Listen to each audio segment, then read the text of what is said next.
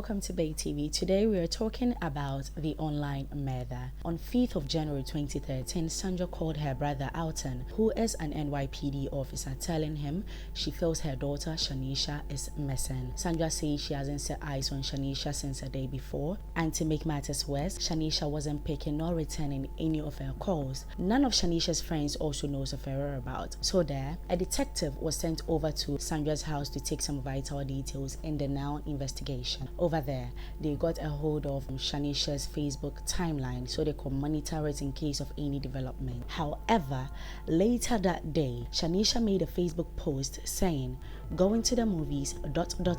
with him." So the detectives begin to find out, okay, who is this him that she's talking about? They question Shaniesha's mother Sandra, and she says she doesn't know that Shaniesha has a boyfriend. Police decide to subpoena Shaniesha's Facebook records and then her private phone book records. Now, back in the day, if you had over 1,000 friends on Facebook, that was, I'm sure, considered as a lot, and Shaniesha had 1,636 friends. So to begin the investigation, they had to narrow down the number, and so the investigation began with a girl named Michelle. Michelle was considered as Shaniesha's best friend, like her buddy.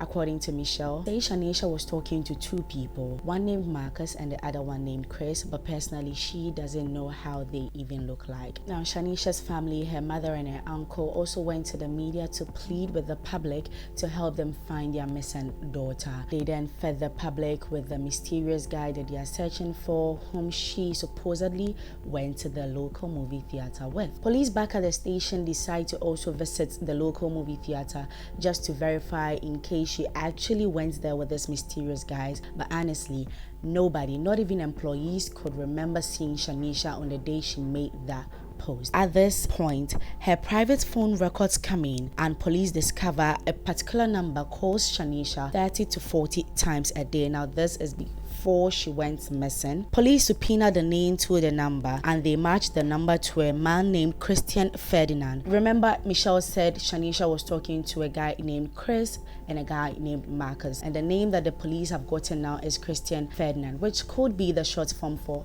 Chris. Okay, so police decided to get his address and they find out that the address was actually just right next to where Shaniesha lives, and so they decided to pay this Christian Ferdinand a visit. On their way to pay him a visit, a new development comes. They realize, okay, the address they actually got the first time is fake and it has been registered to a store which is not even real. The building of the store is not even real. It is 2 days after Shaniesha went missing and still no news about her. Now, police from the neighboring precinct got a 911 call from a man who had stumbled upon 14 to 15-year-old girl who matches the description of Shaniesha. Now, this girl was found naked at the beach and she had been burned. Due to her matching Shaniesha's description, her family were called to the scene to confirm if this might be Shaniesha, and it is heartbreaking to find out that yes, indeed, it was Shaniesha's body.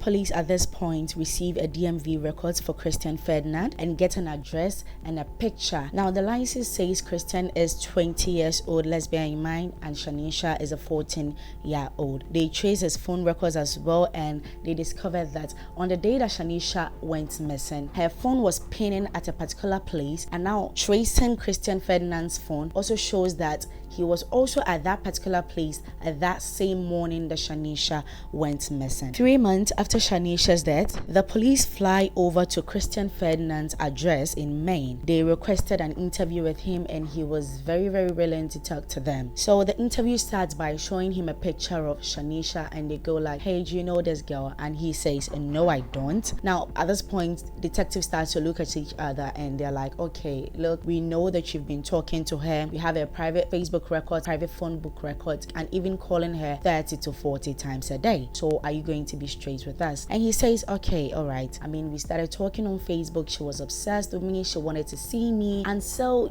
I decided to meet her just one time at a park. Even at that time, she wanted to hook up with me. But come on, I did not do that because she's 14 years old. Police are like, "Okay, so you didn't meet her afterwards?" He says, "No, I had nothing to do with her afterwards." Christian goes on and on about Shaniesha, and he says, one time he was going to see his girlfriend in Boston and he had a call from Shaniesha, and Shaniesha said she was was pregnant. Now, before he could say any other thing, the police made him shut up, and they're like, okay, you have to rewind. What do you mean by she called you saying she's pregnant? You said you never hooked up, you never had sex with her, you just met her once, so what happened? And he breaks down. He says, okay, if I'm going to be honest with you, we actually hooked up after that. We met and had sex at least 3 times. Whatever, I'm just going to tell you guys the truth. He claims to have told Shaniesha that he didn't want the baby, and so an argument started. Now, during this argument, claims to have taken a pillow from the couch and smothered Shaniesha. Afterwards, he took her body, placed it in a car,